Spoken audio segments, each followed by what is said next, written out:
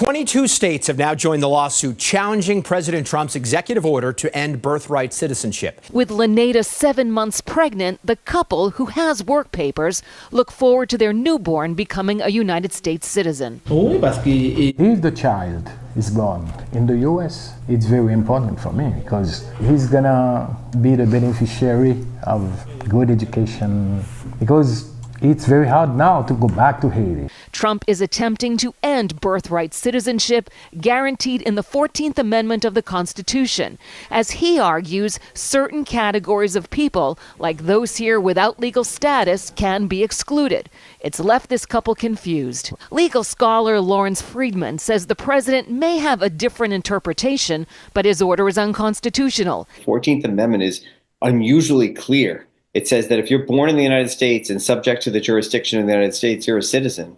And the president's order flies in the face of that. Bring into the conversation now to discuss this even further, our friend there at the Heritage Foundation, senior legal fellow, Zach Smith. He joins us. Is Trump here trying to rewrite the Constitution?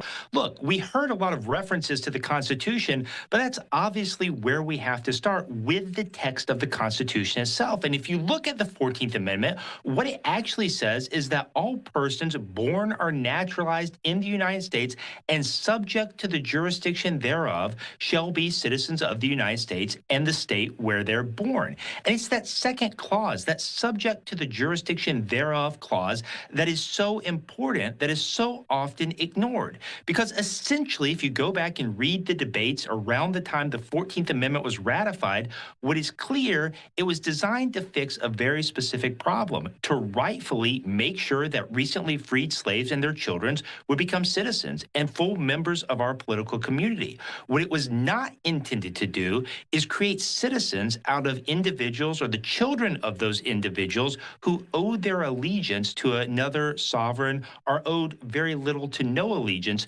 to the United States itself.